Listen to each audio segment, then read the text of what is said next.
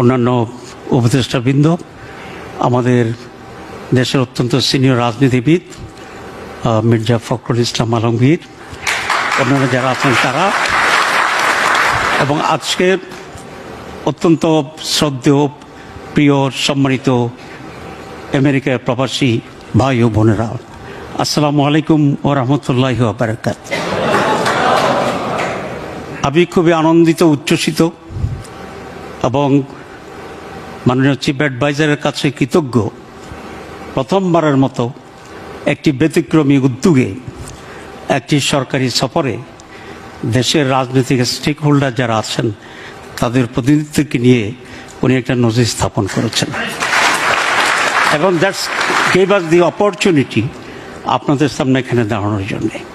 আমি আশা করি রাজনৈতিক সরকারও যখন হবে, সকলে মিলে কোনো কোনো জায়গায় যে আমরা এক থাকতে পারি দেশের জন্যে, এই কালচারটি আমরা বজায় রাখবো ইনশাআল্লাহ। জুলাই অগাস্টের অভ্যুত্থানের ব্যাপারে আক্তার যেটা বলেছেন, আমরা সকলেই এই স্পিরিট ধারণ করি। সেজন্য আমি নতুন করে, যেহেতু সময় খুবই সংক্ষিপ্ত, ভ্যালুয়েবল, আমি নতুন করে সেটা আর বর্ণনা করছি না। আমি তাকে সমর্থন এবং অনুভূতি ব্যক্ত করি। যে প্রসঙ্গে যেতে চাই সেটা হচ্ছে বাংলাদেশের মানুষেরা বিদেশে এসে, ছাত্র বলুন, পেশাজীবী বলুন, আমরা অনেক সফলতার স্বাক্ষর রাখছি। যদিও দেশে মাঝে মধ্যে আমরা আমাদের উপরে খুব বিরক্তি প্রকাশ করি, মনে করি যে আমাদের দ্বারা বোধহয় কিছু হবে না, কিন্তু বিদেশে আসলে দেখা যায় আমাদের লোকেরাই অনেক গুরুত্বপূর্ণ কাজ করছেন। আলহামদুলিল্লাহ, we have that potentiality, we have that future. আমাদের যে বিষয়টি সেটা হচ্ছে আস্থার সংকট আছে আমাদের নেতৃত্বের উপরে। আমাদের সেখানে ইনস্টিটিউশনালাইজড, প্রপার ডিসিপ্লিন, প্রম্পট সার্ভিসের অভাব আছে। আমাদের দেশে আনফর্চুনেটলি অনেক বড় সমস্যা হচ্ছে বড় ধরনের করাপশান। এই সমস্ত বিষয়গুলিকে যদি আমরা অ্যাড্রেস করতে পারি, তাহলে বাংলাদেশ বিশ্বেও একটি টাইগার হিসাবে অল্প সময়ে আবির্ভূত হতে পারবে ইনশাআল্লাহ। আমরা আপনাদেরকে এই কথাটি বলতে পারি যে বাংলাদেশ এখন আগের জায়গায় আর ফিরে যাবে না। আমাদের 4 কোটি ইউথ ভোটার আছে। আমাদের ইউথদের ভিতরে একটা বিষয় এখানে আমরা দেখতে পাচ্ছি যে তারা they wants a positive move, they wants a change, and that's a bigger positive change in quality.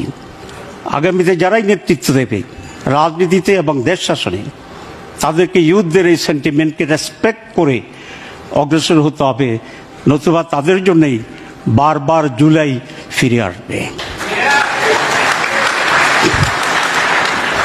এবং আমি আমার দলের পক্ষ থেকে স্পষ্টভাবে আমরা 4টা কমিটমেন্ট করতে চাই।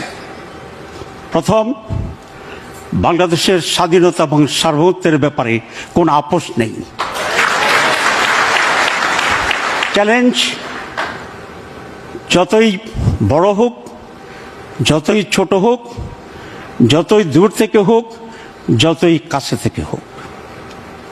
নাম্বার 2, আমরা সাস্টেইনেবল ডেমোক্রেসির ব্যাপারে ওয়াদাবদ্ধ। নাম্বার 3, একটি ফেয়ার, ক্রেডিবল, পার্টিসিপেটরি।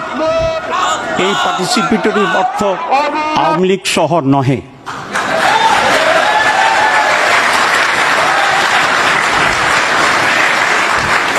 এই পার্টিসিপেটরি অর্থ হচ্ছে জনগণের বিপুল পার্টিসিপেশন, ভোটারদের পার্টিসিপেশন। সেই জন্য যে এনভায়রনমেন্ট, সেটি 4, corruption free Bangladesh. Corruption zero tolerance. আমরা